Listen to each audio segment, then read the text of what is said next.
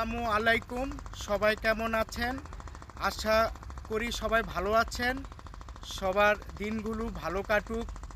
বাংলাদেশের পরিস্থিতি বর্তমান অবস্থা ততটা ভালো নয়। সকল ধর্মে শান্তির কথা বলে আমরা চাই শান্তিতে থাকতে। আমরা বাংলাদেশের সাধারণ জনগণ, আমরা কোনো দলের নয়। আমরা চাই বাংলাদেশ ভালো থাকুক, বাংলাদেশের জনগণ ভালো থাকুক, বাংলাদেশের শিক্ষা ব্যবস্থা, চিকিৎসা ব্যবস্থা, খাদ্য ব্যবস্থা ভালো থাকুক। কিন্তু আমরা কোথাও এই আমাদের যে সুবিধা এরকম আমরা ভালো থাকতে পারছি না। বিভিন্ন রকম সমস্যায় আমরা জর্জরিত। আমাদের চিকিৎসা ক্ষেত্রে সমস্যা, আমাদের শিক্ষা ক্ষেত্রে সমস্যা, আমাদের যে আমরা খাবার খাচ্ছি, আমরা ভেজাল খাবার খাচ্ছি। তো আমরা বিভিন্ন রকমের সমস্যার সম্মুখীন হয়ে পড়েছি। আমরা চাই বাংলাদেশের মানুষ সঠিক চিকিৎসা পাও, বিনামূল্যে ভালো চিকিৎসা পাও। বাংলাদেশে যারা তরুণ প্রজন্ম আছে, যারা নতুন, তারা সঠিক শিক্ষা পাও, আমরা নির্ভেজাল খাদ্য খেতে পারি। আমাদের বাংলাদেশে যে চিকিৎসা ব্যবস্থা ততটা উন্নত নয়। আমরা চাই বাংলাদেশে অনেক জায়গা আছে, এখানে আমাদের যে জায়গাগুলো আছে স্থলভাগ, এখানে বিনামূল্যে চিকিৎসা কেন্দ্র গড়ে উঠুক, যাতে যারা গরিব, অসহায় এবং বিভিন্ন শ্রেণীর লোক বিনামূল্যে চিকিৎসা পায়। আমাদের যে সরকারি হাসপাতালগুলো আছে, মুগদা, তারপরে মিটফোর্ড, তারপরে ন্যাশনাল, বিভিন্ন রকম হাসপাতালগুলো আছে, কিন্তু এগুলো যথেষ্ট নয়। এখানে আমরা অনেক চিকিৎসা পাই না, অনেক সেবা পাই না। আপনারা যদি হাসপাতালে যান, দেখবেন আলট্রাসোনোগ্রাফের জন্য সিরিয়াল ধরতে হয়। তারা 40 জন, 50 জন বা 60 জনের মতো লোক নেয়, আর বাকি লোকদের নেয় না। আমরা চাই বাংলাদেশের প্রতিটি জায়গায় যারা অসুস্থ রোগী আছে, তারা বিনামূল্যে চিকিৎসা পাক। আমাদের 71-এর পরে এই পর্যন্ত বাংলাদেশে অনেক টাকা অর্থকরী লুটপাট হয়েছে, আমরা তা জানি। আমরা সাধারণ জনগণ, আমরা চাই বাংলাদেশের যে সাধারণ জনগণ, যা বাংলাদেশের সকল জনগণ বিনামূল্যে সঠিক চিকিৎসা পাও। কিন্তু আমরা তা পাচ্ছি না। সরকার আসছে, সরকার যাচ্ছে, কেউ আমাদের এই বিষয়ে সাহায্য সহায়তা করছে না। সবাইকে অনুরোধ করব যে এই বিনামূল্যে চিকিৎসা কেন্দ্র করার জন্য। আমরা চাই বাংলাদেশের সকল জনগণ ভালো চিকিৎসা পাও। আমাদের বাংলাদেশে 71-এর পর থেকে অনেক সরকার এসেছে, কিন্তু কেউই আমাদেরকে বিনামূল্যে চিকিৎসা দেয়নি। বাংলাদেশে প্রতিনিয়ত চিকিৎসার অভাবে নিম্নবিত্ত, মধ্যবিত্ত শ্রেণীর লোকেরা হতাশগত জীবনযাপন করছে। চিকিৎসা ব্যবস্থা যদি উন্নয়ন না করা হয়, তাহলে আমরা উন্নত হব না। আমরা চাই বাংলাদেশের যে স্থলভাগ আছে, অনেক জায়গা ফাঁকা পড়ে আছে, সেই জায়গাগুলোকে ব্যবহার করে জনসাধারণের জন্য বিনামূল্যে চিকিৎসা কেন্দ্র গড়ে তোলা হোক, যাতে সাধারণ জনগণ বিনামূল্যে সঠিক চিকিৎসা পায়। আসসালামু আলাইকুম। সবাই কেমন আছেন? আশা করি সবাই ভালো আছেন। বাংলাদেশের যে অবস্থা, পরিস্থিতি, কি বলবো, আসলে অনুশোচনামূলক পরিস্থিতি, এক ঘোলাটে পরিস্থিতি। একটু আগে চিকিৎসা ব্যবস্থা নিয়ে কথা বলেছিলাম। বাংলাদেশের চিকিৎসা ব্যবস্থা ততটা উন্নত নয়। বাংলাদেশের যে সরকারি মেডিকেলগুলো আছে তা কতটা উন্নত আমরা তা জানি, যে বাংলাদেশের সরকারি মেডিকেলগুলোতে গেলে দেখতে পারবেন যে তারা ততটা উন্নত নয়। আমরা কোথায় যাব বলুন? প্রত্যেকটা জিনিসে ভেজাল, শিক্ষাক্ষেত্রে ভেজাল, খাদ্যে ভেজাল, চিকিৎসায় ভেজাল, পারিবারিক ক্ষেত্রে ভেজাল, সাংসারিক ভেজাল, রাষ্ট্রীয় ভেজাল। আমরা এই ভেজালের ভিতরে পড়ে আছি। তো আল্লাহ চাইলে, আল্লাহ যদি না চান তাহলে আমরা এই ভেজাল থেকে উদ্ধার হতে পারবো না। আর আল্লাহ চাইলেই তো হবে না, আমাদেরও তো চেষ্টা থাকতে হবে। আল্লাহ তাআলা বলেন, তোমরা সচেতন থাকো, আমি তোমাদেরকে সচেতন রাখবো। তো আমরা যদি সবাই সচেতন না হই, এই ভেজাল শিক্ষা ওই অতীতের মতো গ্রহণ করি, ভেজাল চিকিৎসা, ভেজাল খাদ্য, সব কিছুতে আমরা ভেজালকে এগিয়ে রাখি, তাহলে আমাদের জীবন এই ভেজালে ভেজালে শেষ হয়ে যাবে। আমরা আর উন্নত জাতি এবং ভবিষ্যৎ প্রজন্মকে উন্নত কিছু দিতে পারবো না। আমরা মধু খাই, দুধ খাই, এখন কেউ ভয়ে মধু দুধ খেতে চায় না। কী কারণে? প্রাকৃতিক মধু আমরা ঢাকা শহরে পাই না, বা বিভিন্ন জায়গায় তা পাওয়া যায় না। কিন্তু যারা মধু বিক্রি করে তারা বলে যে মধু অনেক ভালো, একেবারেই পিওর। কিন্তু আমরা দেখি যে এই মধু কিছুদিন পরে জমে যায়, বা ভেজাল মধু হিসাবে এই মধু গণনা করা হয়। শুধু মধু নয়, আমাদের এই যে দুধ, গরুর দুধ যারা বিক্রি করে, এই দুধের ভিতরে পানি মিশায়, সব কিছুতেই আমরা দেখছি যে ভেজাল। তো এই ভেজাল থেকে আমরা কিভাবে মুক্তি পাব, আমরা কিভাবে নিরাপদ জীবন পাব, এর জন্য একটি দল, একটি গোষ্ঠী জনগণের তৈরি করা উচিত, যাতে আমাদের ভবিষ্যৎ প্রজন্ম এই ভেজালমুক্ত খাবার খেতে পারে এবং সুস্থ এবং স্বাস্থ্যকর একটি ভবিষ্যৎ প্রজন্ম সৃষ্টি হয়। অর্থের জন্য মানুষ কতটা নিচে নামতে পারে, অর্থের জন্য মানুষ কত নিকৃষ্ট হতে পারে, এই অর্থের জন্য এক শ্রেণীর ব্যবসায়ীরা আমাদের ভবিষ্যৎ প্রজন্মকে একেবারে ধ্বংস করে দিচ্ছে। আমাদের খাবারে ভেজাল দিচ্ছে, আমাদের শিক্ষা ব্যবস্থা ভেজাল শিক্ষা ব্যবস্থা গঠন করছে, আমাদের যে চিকিৎসা ব্যবস্থা একেবারে অনুন্নত চিকিৎসা ব্যবস্থা। আমরা এখনও মুক্তি পাইনি, এখনও আমরা স্বাধীনতা পাইনি। আল্লাহ যদি আমাদের সহায়ক না হয় তাহলে আমাদের ভবিষ্যৎ প্রজন্ম একেবারেই ধ্বংস হয়ে যাবে।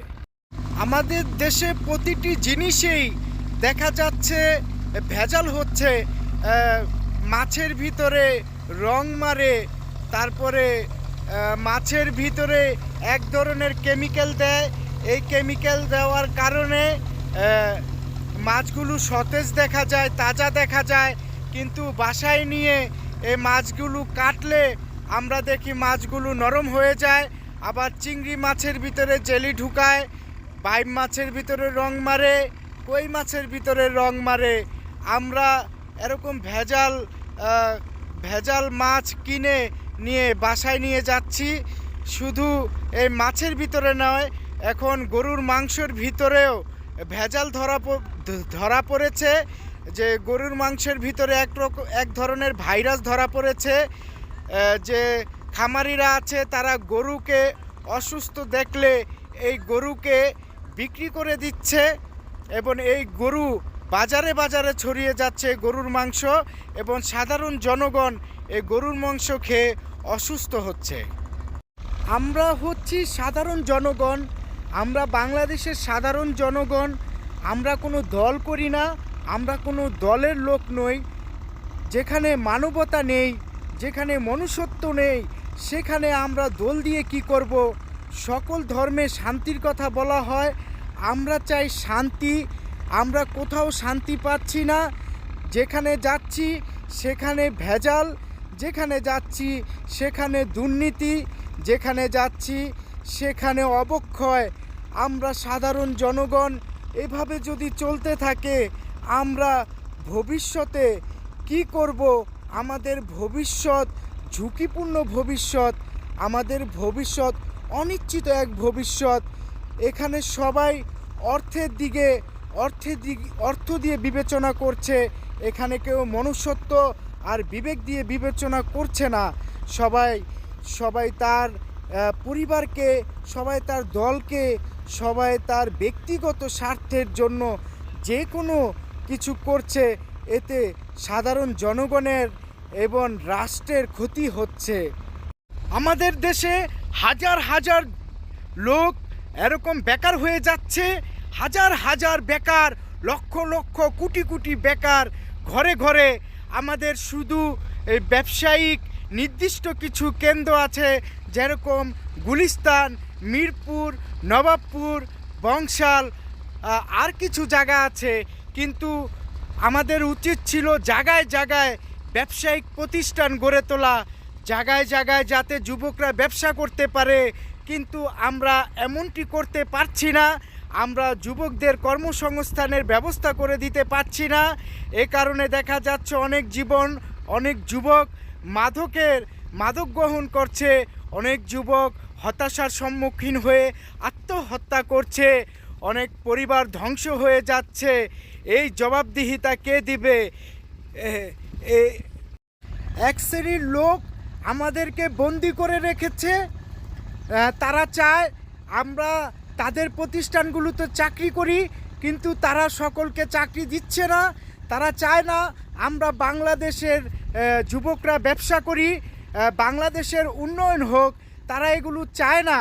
তারা যুবকদেরকে কুণ্ঠাবোধ করে রেখেছে। আর যুবকরা স্বতন্ত্রভাবে চলাফেরা করতে পারছে না। তা এখানে গণতন্ত্র নেই, এখানে রাজতন্ত্র নেই, এখানে কোনো তন্ত্র নেই, এখানে কোনো নীতিমালা নেই, এখানে কোনো সংবিধান নেই। এখানে শুধু আছে অর্থলোভী একদল লোক। তারা অর্থ দিয়ে সব কিছু বিবেচনা করে। আর এই কারণে সাধারণ জনতা, তারপরে অর্থহীন জনতা ঝুঁকির মুখে আর বিপদে পড়ছে। জায়গায় জায়গায় অপরাধ হচ্ছে, প্রতিনিয়ত অপরাধ হচ্ছে। জায়গায় জায়গায় দেখা যাচ্ছে এরকম বিভিন্ন রকম অনৈতিক কর্মকাণ্ড হচ্ছে। আমরা প্রতিনিয়তই দেখতে পাচ্ছি।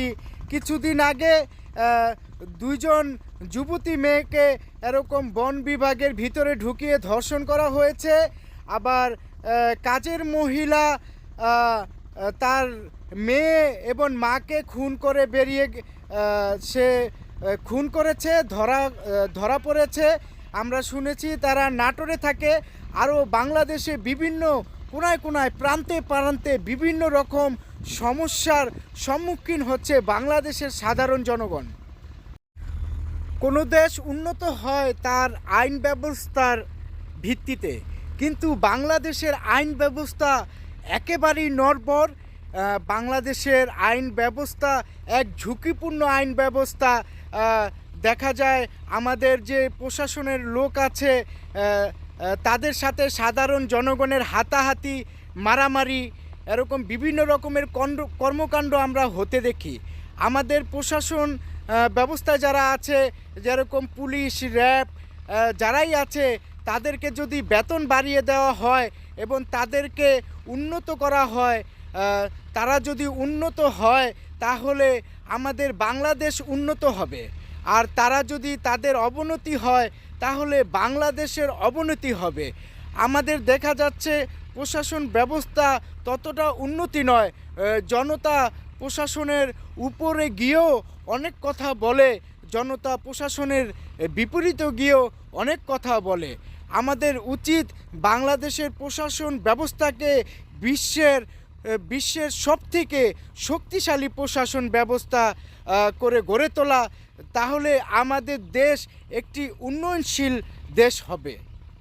আমাদের ঢাকা শহরের রাস্তাগুলো সুনির্দিষ্ট নয়।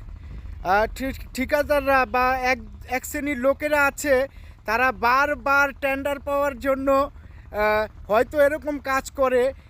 রাস্তার ভিতরে দেখা যাচ্ছে যে সরকারি রোডের ভিতরে এরকম অনেক ব্যবসায়ীরা বিভিন্ন তাদের জিনিসপত্র রাখছে, আবার রাস্তাগুলো সুনির্দিষ্ট নয়, বৃষ্টি হলেই সেখানে পানি জমে যাচ্ছে, বিভিন্ন সমস্যার সম্মুখীন হচ্ছে। রাস্তার ভিতরে লাইট নেই, রাস্তার ভিতরে সকল রাস্তায় সিসি ক্যামেরা নেই, তারপরে বিভিন্ন রকমের সমস্যা দেখা যাচ্ছে। আমাদের প্রতিটি রাস্তায়, প্রতিটি মোড়ে কোনো রাস্তাই সুনির্দিষ্ট না বা উন্নত নয়। আপনি কাকে বিশ্বাস করবেন? এখানে কাউকে বিশ্বাস করা যায় না। সে বলবে আপনার মামা, সে বলবে আপনার ভাই, সে কোন উদ্দেশ্যে এসেছে আপনি তা জানেন না। হতে পারে আপনার বোন। কাউকে এখন বিশ্বাস করা যাচ্ছে না। কি কারণে? তারা অর্থের জন্য, তারা তাদের স্বার্থের জন্য, তারা তাদের বিবেককে বিসর্জন দিচ্ছে। আমরা মিডিয়াতে প্রতিনিয়ত বিভিন্ন রকমের এরকম চিত্র দেখছি, গল্প কাহিনী পড়ছি, দেখতে পারছি মানুষকে কিভাবে প্রতারিত করে। পরিবারগুলো এখন ভেঙে যাচ্ছে, পরিবারগুলো এখন ছন্নছাড়া হয়ে যাচ্ছে। তাদের এরকম ভুল শিক্ষা, ভুল নীতির কারণে এখন ভাইয়ে ভাইয়ে সম্পর্ক নেই, মামা ভাইগনার সম্পর্ক নেই, চাচা ভাস্তার সম্পর্ক নেই। কে কাকে কোন দিয়ে ক্ষতি করে বলা যায় না। তাই সবাই সবাইকে এখন দেখে ভয়ে ভয়ে চলে। আমরা এমন একটা সময় এসে পড়েছি, কেউ কাউকে বিশ্বাস করতে পারছি না। ভাই ভাইকে বিশ্বাস করতে পারছে না, ভাই বোনকে বিশ্বাস করতে পারছে না, মামা ভাগনাকে বিশ্বাস করতে পারছে না। এর কারণ হচ্ছে, আমরা যখনই কাউকে বিশ্বাস করছি তখন আমরা প্রতারিত হচ্ছি। সকলে তো আর প্রতারিত হচ্ছে না, বেশিরভাগই প্রতারিত হচ্ছে। হয়তো অল্প সংখ্যক লোক প্রতারিত হচ্ছে না। মামা বলছে, ভাগিনা চিন্তা করিস না, আমি তোর পাশে আছি। ভাই বলছে, আমি তোর পাশে আছি। চাচা বলছে, আমি তোর পাশে আছি। কিন্তু দেখা যাচ্ছে কেউই একসময় আপনার কাউকেই পাশে পাবেন না, একসময় আপনি একা হয়ে যাবেন। তাই নিজের চিন্তা নিজে করুন, নিজের কর্মক্ষমতা, নিজের বুদ্ধি দিয়ে, নিজের সামর্থ্য দিয়ে এগিয়ে যান। আল্লাহ ছাড়া, আল্লাহর রাসূল ছাড়া কাউকে এখানে বিশ্বাস করা যায় না। কাউকে অপমান করে, কাউকে ছোট করে কখনোই সামনে এগিয়ে যাওয়া যায় না। কাউকে অপমান করে, কাউকে ছোট করে কখনোই সামনে এগিয়ে যাওয়া যায় না। মানুষকে ভালোবেসে, মানুষের কাছে থেকে তাকে স্নেহ করে সামনে এগিয়ে যেতে হয়। আমরা যে শিক্ষা ব্যবস্থা দেখছি, আমরা যে রাষ্ট্রীয় ব্যবস্থা দেখছি, আমরা যে প্রশাসন ব্যবস্থা দেখছি, আমরা যে বাংলাদেশকে দেখছি, এই বাংলাদেশ কখনোই উন্নয়ন হবে না আমার মনে হয়। কি কারণে? বাংলাদেশকে সবাই ব্যবহার করে, বাংলাদেশকে সবাই ব্যবহার করে, আর এই বাংলাদেশের টাকা নিয়ে তারা বাহিরে গিয়ে তাদের স্বর্গরাজ্য গঠন করে। আর বাংলাদেশে আমরা যারা আছি তারা নিরীহের মতো চেয়ে থাকি, আমাদের কথা কেউ শোনে না। আর কয়েকজন আছে অর্থবিদ, তাদের কথা সবাই শুনে, তাদের গান সবাই গায়। আমাদের সমাজ ব্যবস্থা এখন এরকম হয়ে গিয়েছে, সবাই অর্থ দিয়ে বিবেচনা করে। বিষয়টা হচ্ছে এরকম, যার কাছে অর্থ আছে বিপুল পরিমাণ, সে হচ্ছে ফেরেশতা, তার কোনো অপরাধ নেই, সে কোনো অপরাধী হতে পারে না। আর যার কাছে অর্থ নেই, সে হচ্ছে বস্তিবাসী। আপনি হাজার হাজার ভালো কাজ করেছেন, আপনি হাজার হাজার ভালো কাজ করেছেন, কিন্তু যখন আপনি একটি খারাপ কাজ করবেন বা একটি বাজে কাজ বা বাজে কিছুতে যাবেন, আপনার পরিবার, আপনার পাশের বন্ধু, তারপরে আত্মীয় স্বজন যারা আছে, আপনি যে হাজার হাজার ভালো কাজ করলেন এগুলো কেউ আলোচনা করবে না, কিন্তু আপনার সেই একটি খারাপ কাজের আলোচনা তারা এত বিশাল বস্তু বিশাল করে দেখাবে যে আপনি বোধ হয় পৃথিবীর সব থেকে বড় অপরাধী, আর তারা সবাই ফেরেশতা। আপনি যদি আপনার শ্বশুর বাড়িতে ভালো খরচ করতে পারেন, তারপরে ভালো দিতে পারেন, তাহলে আপনি শাশুড়ির কাছে ভালো, শ্বশুরের কাছে ভালো। আর যদি ভালো না দিতে পারেন, খরচ না করতে পারেন, তাহলে আপনি তাদের কাছে এরকম মন্দ। তারা দেখবে না যে আপনার সামাজিক সমস্যা কী, আপনার অর্থনৈতিক সমস্যা কী, বা আপনি কোন সমস্যায় আছেন। তারা দেখবে আপনি তাদেরকে কতটুকু করতে পারেন, সেই ভিত্তিতে তারা আপনাকে সম্মান করবে। জায়গায় জায়গায় পরকীয়া, জায়গায় জায়গায় বিভিন্ন সমস্যা দেখা যাচ্ছে। বাংলাদেশের জনগণ আকাশ থেকে কোন জিনের দেখা পেয়েছে জানি না, বাংলাদেশের জনগণ তাদের অতীতকে অস্বীকার করে, তারা অতীতকে অস্বীকার করে, তারা অতীতকে মনে রাখতে চায় না।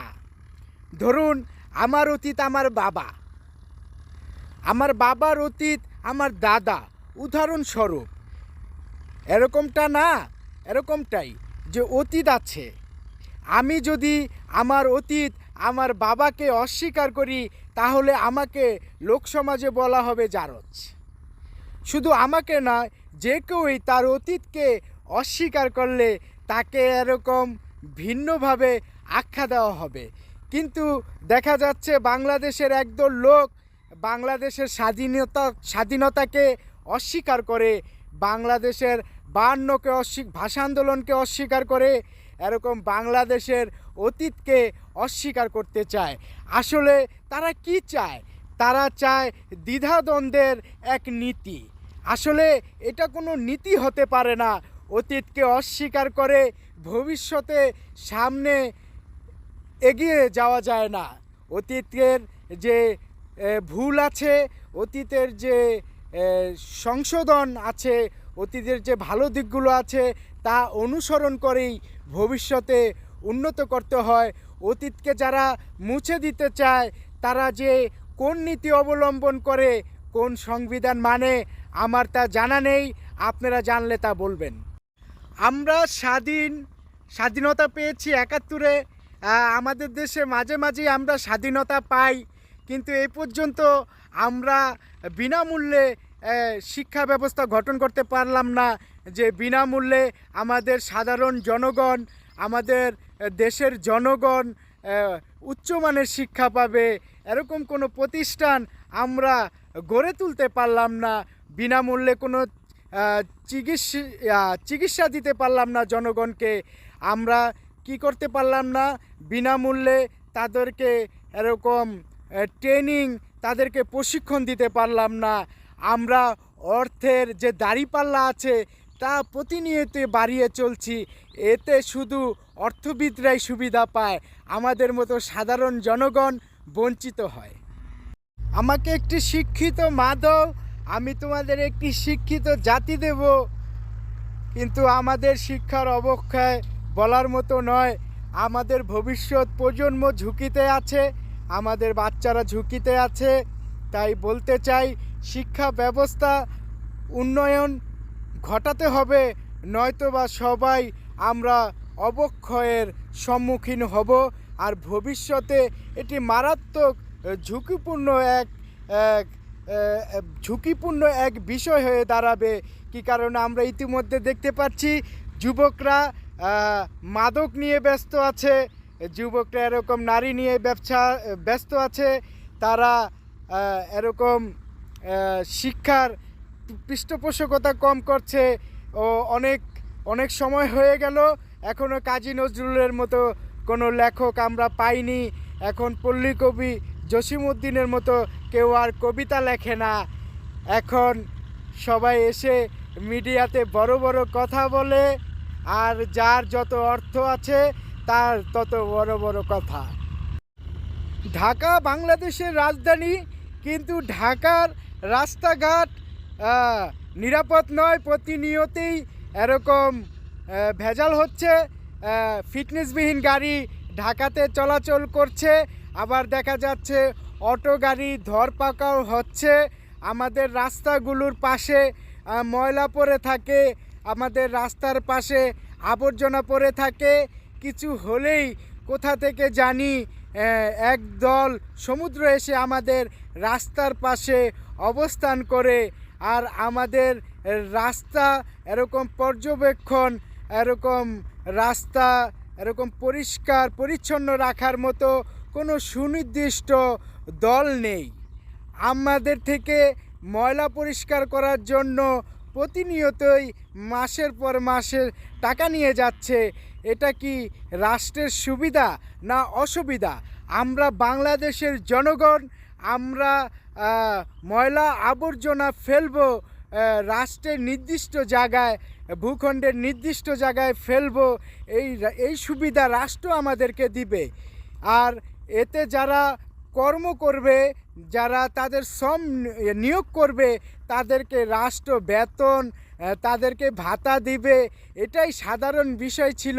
কিন্তু আমাদের জনগণ থেকে কেন তাদেরকে বেতন ভাতা দেওয়া হচ্ছে? এতে কি জনগণ সুবিধা পেল নাকি অসুবিধার সম্মুখীন হলো? আমাদের দেশে চাঁদাবাজ ছাড়া কিছুই হয় না। যেখানে যাবেন সেখানেই চাঁদাবাজ, যেখানে যাবেন আড়তে যাবেন চাঁদাবাজ, গলির মোড়ে যাবেন চাঁদাবাজ। চাঁদাবাজ চারদিকে ভরে গেছে। এখানে চাঁদা ছাড়া কিছুই করা যায় না। আমরা যদি উন্নত হই, আমরা যদি এতই উন্নত হই, তাহলে আমরা কেন চাঁদা দিয়ে এরকম কাজ করাবো বলেন তো? আমার মাথায় ঢুকে না। আমরা রাষ্ট্রকে টাকা দেব, আমরা যারা কর্মী আছে তাদেরকে টাকা দেব, আমরা যারা কাজ করে তাদেরকে টাকা দেব, আমরা জনগণ দেব।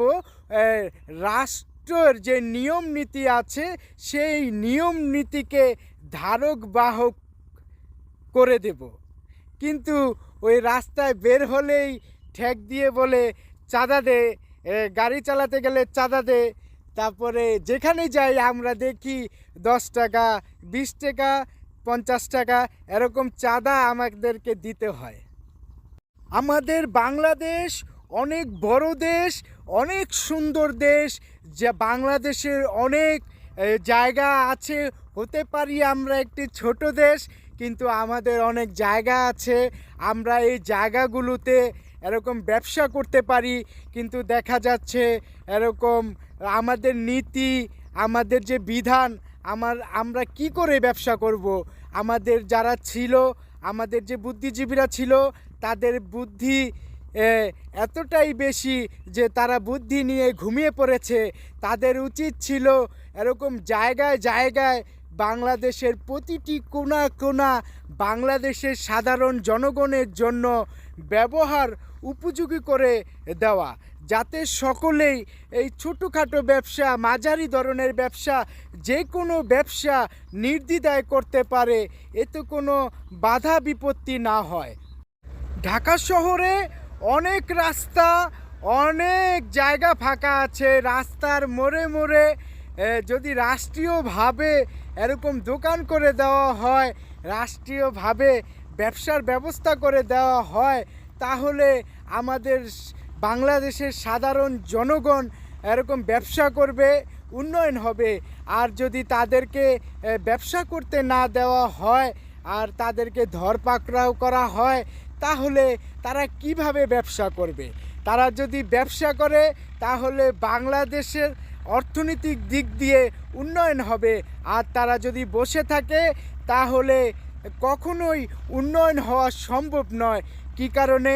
তারা যদি ব্যবসা করে তাহলে সেখান থেকে আয় হবে। আর তারা যদি বসে থাকে তাহলে খরচ হবে। আমরা যদি চিন্তা করি, আমরা যদি আমাদের ভাবুক মাথাকে একটু ভাবাই, তাহলে দেখি আমরা আমাদের যারা ব্যবসা করতে চায় আমরা তাদেরকে পৃষ্ঠপোষকতা না করে তাদেরকে অবহেলা করছি, তাদেরকে অবজ্ঞা করছি। তাই তারা এরকম প্রবাসমুখী হয়ে যাচ্ছে, আর আমাদের বাংলাদেশ হয়ে যাচ্ছে অলস এক জাতি। ছোটোবেলায় আগে আমরা খেলতে যেতাম, খেলার মাঠ ছিল, এখন কেউ খেলতে যায় না, সবাই অনলাইন এরকম মিডিয়াতে পড়ে থাকে। এতে করে আমাদের স্বাস্থ্যের ঝুঁকি বাড়ছে। আমাদের যে বাচ্চারা তারা খেলতে পারছে না, তারা এরকম মোবাইলে পাবজি, ফ্রি ফায়ার বিভিন্ন ধরনের গেম খেলছে, তারা খেলার মাঠ পাচ্ছে না, তাদের মেধা বিকাশ হচ্ছে না। সরকারের উচিত ছিল, রাষ্ট্রের উচিত ছিল প্রতি জায়গায় প্রতি শহরে 3টা 4টা 5টা করে এরকম মাঠ তৈরি করে দেওয়া, লাইব্রেরি তৈরি করে দেওয়া, এরকম সুন্দর পরিবেশ তৈরি করে দেওয়া। আমাদের দেশটা কি সবাই ব্যবহার করছে? হ্যাঁ, অবশ্যই আমাদের দেশটাকে সবাই ব্যবহার করছে। আপনি জায়গায় জায়গায় গেলে দেখতে পারবেন রাস্তার পাশে ময়লার পোটলা ফেলা, চিপসের প্যাকেট ফেলানো, সিগারেটের পুটকি ফেলে রাখা, বিভিন্ন রকমের ময়লা আবর্জনা ফেলে রাখা। যে বাংলাদেশটাকে যে সবাই ব্যবহার করছে এটা বোঝা যাচ্ছে।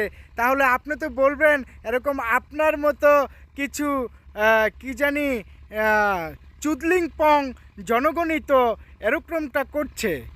আসলে আমরা চুদলিংপং হয়েছি আপনাদের নীতির কারণে। আপনারা যদি নিয়ম নীতি সঠিকভাবে করে দিতেন তাহলে আমরা এরকম চুদলিংপং আচরণ করতাম না।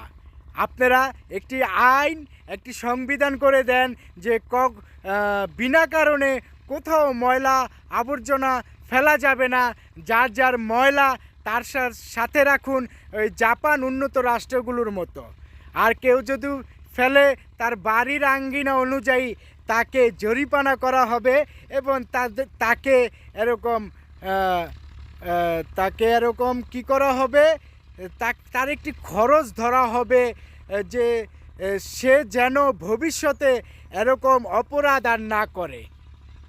ধর্মকে ব্যবহার করা বন্ধ করুন, ধর্মকে ব্যবহার করা বন্ধ করুন।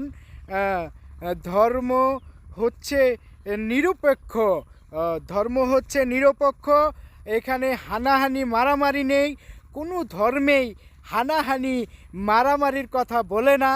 আপনারা ধর্মকে রাজনীতিতে ব্যবহার করবেন না, আর যদি করেন এই সঠিক নিয়মকানুন জেনেই ব্যবহার করবেন, তা না হলে এটা বিপর্যয় ডেকে আনবে। কী কারণে? বিশ্বে অনেক ধর্ম আছে, এক একজন এক এক ধর্মে বিশ্বাসী হতে পারে, প্রত্যেক ধর্মেই শান্তির কথা আছে, কোনো ধর্মেই হানাহানি মারামারির কথা নেই। কিন্তু সময় বিশেষ যুদ্ধের কথা আছে, কিন্তু সেটা সময় বিশেষ। আমরা সময় বিশেষ উপেক্ষা করে ধর্মকে ব্যবহার করে এক শ্রেণীর লোক, ধর্ম ব্যবসায়ী, তারা জনগণের ক্ষতি করছে, তারা দেশের ক্ষতি করছে, তারা জাতির ক্ষতি করছে। আমরা কি কখনোই মুক্তি পাবো না, নাকি আমরা মুক্তি চাই না? আমরা কি কখনোই মুক্তি পাবো না, নাকি আমরা মুক্তি চাই না? অনেকে অনেক কথা বলবে, কারো কথা কানে নিবেন না। অবশ্যই কারো কথা যদি আপনার হৃদয়কে স্পর্শ করে তাহলে তার কথাটি ভাবুন। কিন্তু অনেকে অনেক কথা বলবে জীবনে চলার পথে, কেউ আপনাকে সাহায্য করবে না, কিন্তু কথা বলার সময় অনেক উপদেশ দিবে, অনেক পরামর্শ দিবে। তাদের কথা শুনে আপনার মন কখনোই যাতে আপনি কষ্ট না পান, আপনার মনকে আপনি প্রস্তুত করুন কথা শোনার জন্য। কী কারণে? বুদ্ধিমানদের কথা হচ্ছে বুদ্ধিমানদের কাজ হচ্ছে মূর্খদের কথা শোনা, এটা হচ্ছে এক প্রকার সদকা। প্রত্যেক জিনিসেরই সদকা আছে, জ্ঞানীদের কাজ হচ্ছে মূর্খদের কথা শোনা। সব থেকে বড় কথা, নিজেকে নিজে ভালোবাসুন, নিজের উপরে এরকম বিনিয়োগ করুন। তুই চিনে নে তোর আপনাকে, ওরে অবুঝ মনা, আব্দুল আলিমের একটি গান। নিজেকে নিজে ভালোবাসুন। আপনার পাশে যে বন্ধুকে দেখছেন, যে ভাইকে দেখছেন, যে মামাকে দেখছেন, কেউ কারো নয়। এই হাতকে এই হাত বিশ্বাস করতে পারে না, কিন্তু বিশ্বাস ইমানের অঙ্গ। সঠিক লোককে বিশ্বাস করুন, প্রতারিত হবেন না। ভেজাল লোককে বিশ্বাস করবেন না। বাবা মাকে ভালোবাসবেন। বাবা মা ছাড়া ভাই বোনও ততটা বিশ্বাসের যোগ্য হয় না। যদি বিশ্বাসের যোগ্য হয় বিশ্বাস করবেন, কিন্তু নিজেকে এগিয়ে রাখবেন, নিজেকেই প্রাধান্য দিবেন। তাহলে আশা করি সুখী হবেন এবং সফলতার দ্বারপ্রান্তে পৌঁছাতে পারবেন। কে আপনার জন্য বেশি ক্ষতিকারক? অবশ্যই আপনার আপন লোক। কী কারণে? পরলোক আপনার সম্পর্কে কম জানে, আপন লোকই আপনার সম্পর্কে বেশি জানে। আপন বলতে বাবা মা। বাবা মা আপনার জন্য ক্ষতিকারক নয়, বাবা মা আপনার জন্য আশীর্বাদ। বাবা মা আপনার জন্য বন্ধু। যার বাবা মা নেই সে জানে এটা কত বড় অপূর্ণতা। ক্ষতির কারণ কে হতে পারে? আপনার আপন ভাই, আপনার বিয়ে করা স্ত্রী, আপনার বোন, তারা আপনার ক্ষতির কারণ হতে পারে। তাই তাদেরকে আপন ভেবে একেবারে সর্বোচ্চ উজাড় করে দিবেন না। যে অনেকে আছে প্রবাসে থেকে ভাইকে টাকা পাঠিয়েছে, দেশে এসে দেখে তার কোনো টাকা নেই। অনেকে তার স্ত্রীকে পাঠিয়েছে, দেখা গেছে তার সর্বস্ব সে লুট করে চলে গেছে। তাই আপনার অপর লোকের থেকে আপনাকে বেশি ক্ষতি করবে আপনার আপন লোক। তাই আপন লোককে বিশ্বাস করার আগে অনেক ভেবে চিন্তে বিশ্বাস করবেন। আর আমাদের আপন লোকের বিষয় সন্দেহ কম হয়। আমাদের মনে হয় অপর লোকই আমাদের ক্ষতি করতে পারে, এটা আমাদের ভুল ভাবনা। আর আপনার আপন বলতে আপনি ছাড়া কেউই নেই, এটাই চূড়ান্ত সত্য কথা। বিদ্রোহী বলবীর, বল চির অন্যতম শির, শির নিহারি আমার ওই নত শির, ওই শিখর হিমাদ্রি। বলবীর, বল মহাবিশ্বের মহাকাশ ফারি, চন্দ্র সূর্য গহতারা ছাড়ি, ভুলোকে দোলক গোলক ভেদিয়া, খোদার আসন আরচ্ছে দিয়া, উঠিয়াছি চির বিস্ময় আমি বিশ্ববিধাত্রীর, মমললাটে রুদ্র ভগবান জলে রাজরাষ্ট্রিকা দীপ্ত জয়শ্রীর। বলবীর, আমি চির উন্নত মম শির।